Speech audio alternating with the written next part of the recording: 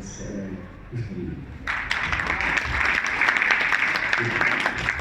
شكرا جدا يا استاذ احمد، شكرا جدا جدا جدا.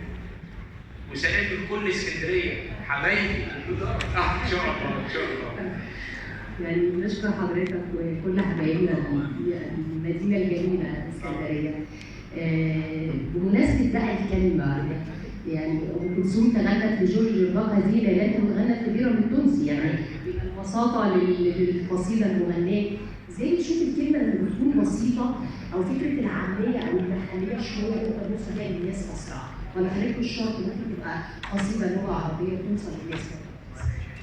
هو احنا يعني اختيار استاذ نجيب محفوظ رحمه الله عليه ان هو يبقى شخصيه المعرض السنه دي ما هياش كده يعني، او بس ما هياش عشان هو واخد النوبل وخلاص، لا، هي رساله ان من العمق قوي محليه، ومن ان هو منتمي قوي لبيئته المحليه المصريه وصل للعالميه. دي رساله دي يعني قويه وكبيره لكل الشباب في كل المجالات، ان احنا يا جماعه خلي بالنا كويس جدا من هويتنا، من لغتنا، من ثقافتنا،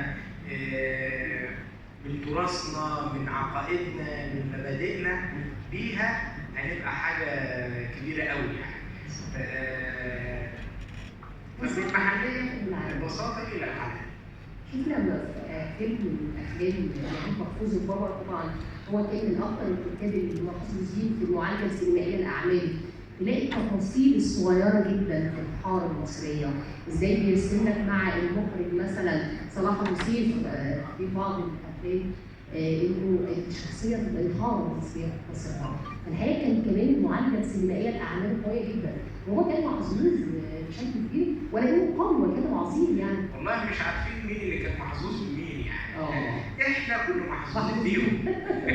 عشان يعيشوا الحوار ده، والفن الهادف بيعيش. كلهم كانوا قامات يعني. يعني لما تيجي تقولي ان نجيب محفوظ لما دخل السينما ويكتب سيناريوهات، السيناريو مش الحوار، يعني يقعد يشتغل مع المخرج او مع سيناريست تاني على فيلم حتى مش بتاعه، مش اعمال، وبدا كمان مش حاجات انا حر لاحسان عبد القدوس هو فان هو يعمل ده. وبعدين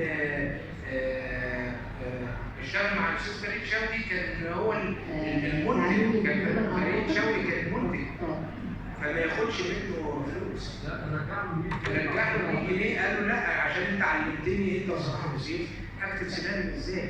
فهو ده الاخلاص اللي احنا بنقول عليه. بص كانوا عاملين ازاي، فاحنا محظوظين بيهم. صحيح. الفترة اللي جاية حضرتك يعني ان شاء الله هناك سينما دراما ولا بس قضايا في رمضان؟ في سينما ان شاء الله، فيلم اسمه تحت الطلب هيبقى بعد العيد ان شاء الله، وفي الجزء الثاني من قضايا في رمضان، وفي مشروع مسلسل 15 حلقة ومشروع مسلسل 30 حلقة، ايهما اقرب هنعمله ان شاء الله. بس هيبقى بعد رمضان ان شاء الله. طيب مين بقى يا جماعه مش عايز يسال؟ نفتح بقى كل الاسئله. يلا نفتح بقى الاسئله.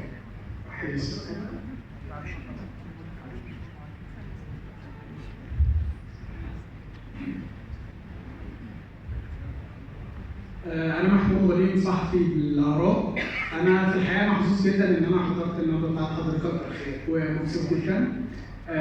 قطايف عندنا كلنا وفي بيوتنا كلنا، ونجحت نجاح ما شاء الله يعني قوي جدا. كنت محتاج أعرف دور الأسرة في نجاحها ودور زوجتك في نجاحها، وكانت باستمرار بتقول لك إيه أو بتدعمك إزاي؟ شكرا.